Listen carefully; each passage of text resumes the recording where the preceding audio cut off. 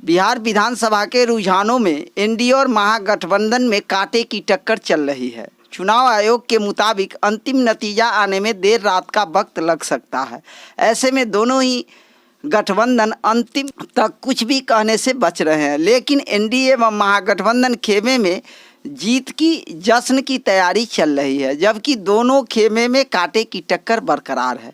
बिहार विधानसभा चुनाव में 3 चरणों में करीब 4.16 करोड़ मत पड़े थे। करीब 9 बजे तक 80% वोटों की गिनती पूरी हो चुकी है। देर रात तक चुनाव परिणाम आने की उम्मीद है।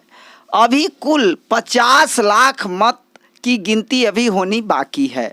बिहार विधानसभा के लिए 243 सीटों पर 3 चरणों में वोट डाले गए हैं। चुनाव में जीत के लिए आंकड़ा 122 है। नीतीश कुमार पिछले 5 सालों से बिहार के मुख्यमंत्री हैं और लगातार चौथी बार मुख्यमंत्री पद के लिए चुनाव मैदान में हैं।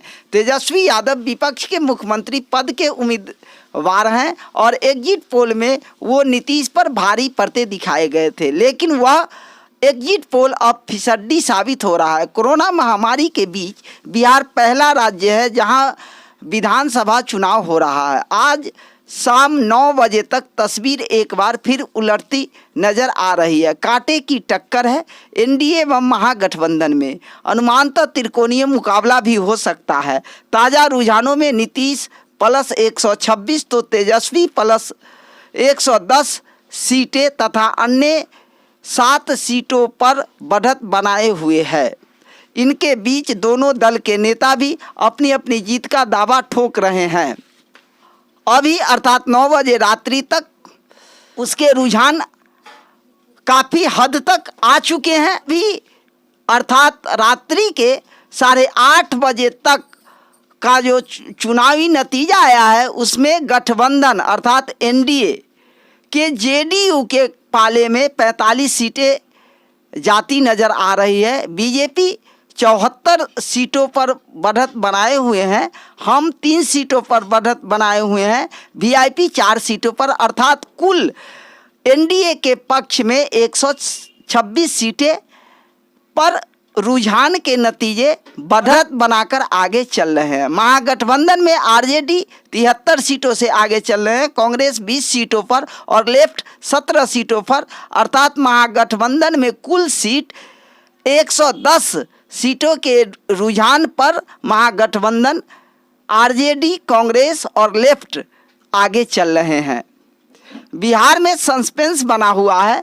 कांटे की टक्कर एनडीए और महागठबंधन में बरकरार है। अब देखना दिलचस्प होगा कि किसकी सरकार बनती है, अर्थात बिहार का ताज किसके सर सजेगी।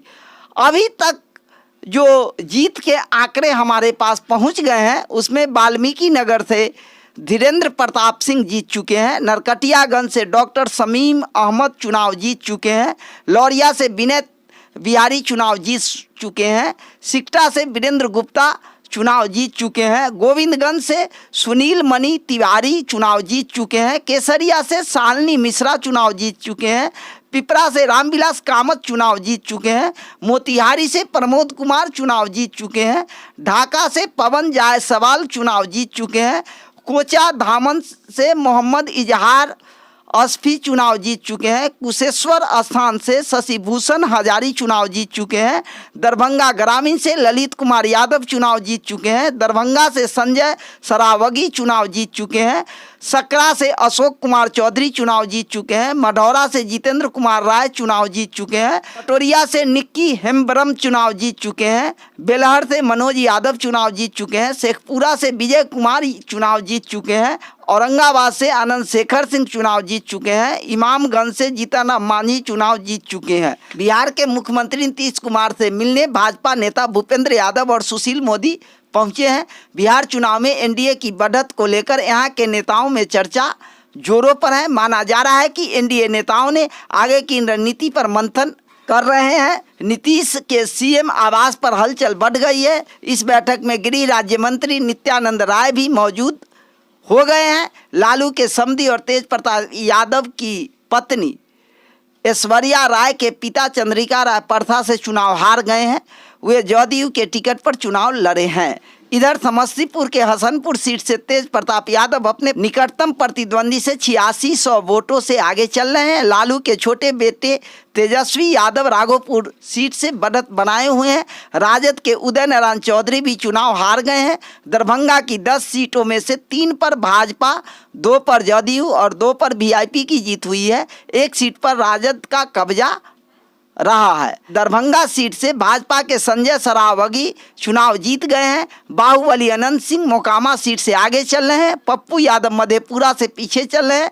राजद के कद्दावर नेता अब्दुल बारी सिद्दीकी चुनाव हार गए हैं। नीतीश सरकार के मंत्री जय कुमार सिंह और संतोष कुमार निराला अपने प्रतिद्वंदियों से पीछे चल रहे हैं। अभी तक के रुझानों को हमने आपसे चर्चा की है। अब यह देखना दिलचस्प होगा कि आखिर बिहार का ताज किसके सर सजेगी। धन्यवाद।